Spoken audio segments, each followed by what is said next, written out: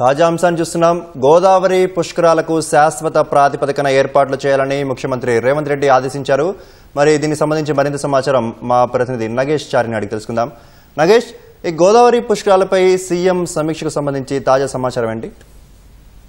వచ్చే ఏడాది జరగనున్న గోదావరి పుష్కరాలకు ఎలాంటి ఏర్పాట్లు చేయాలన్న అంశం పైన ముఖ్యమంత్రి సమీక్ష నిర్వహించారు. ప్రధానంగా భారీ సంఖ్యలో భక్తులు హాజరయ్యే అవకాశం ఉన్నందున 12 రోజుల జరగనున్న ఈ ఉత్సవాలకు ఒక శాశ్వత ప్రాతిపదికన ఏర్పాట్లు ఉండాలి. అంటే కేవలం తాత్కాలికంగా ఏర్పాట్లు చేయకుండా పూర్తి స్థాయిలో చేసే విధంగా ఉండాలి. ముఖ్యంగా ప్రధాన దేవాలయాల వద్ద అంటే బాసర నుంచి భద్రాచలం వరకు ఉన్నటువంటి ప్రధాన దేవాలయాల వద్ద శాశ్వతంగా ఘాట్లతో పాటు అక్కడ రోడ్లు, విద్యుత్ అలంకరణలు, మిగతా ఏర్పాట్లన్నీ కూడా శాశ్వత ప్రాతిపదికన ఉండాలి. ఇది కేవలం ఈ పుష్కరాలను దృష్టిలో ఉంచుకుని కాకుండా అక్కడ భక్తుల సదుపాయాలను దృష్టిలో ఉంచుకుని వాటన్నిటిని చేయాలి. అయితే ఒక్కొక్క ఆలయానికి ఒక్కొక్క ప్రత్యేకత, విశిష్టత ఉంటుంది కాబట్టి వాటికి అనుగుణంగా ఏర్పాట్లు చేయాలి. అన్ని ఒకే డిజైన్ లో కాకుండా అక్కడ ఉన్నటువంటి ప్రత్యేక పరిస్థితులు, అక్కడ ఉన్నటువంటి భక్తుల విశ్వాసాలను దృష్టిలో ఉంచుకుని అక్కడ ప్రత్యేక ఘాట్ల నిర్మాణం కానీ ఇతర పూజలకు సంబంధించిన ఏర్పాట్లన్నీ కూడా చేయాలని చెప్పారు. మొత్తం మీద వీటన్నిటి ప్రతిష్టాత్మకంగా తీసుకోవాలి. ఎందుకంటే ఒక్కో ఘాట్ వద్ద రోజుకు సుమారు లక్షల మంది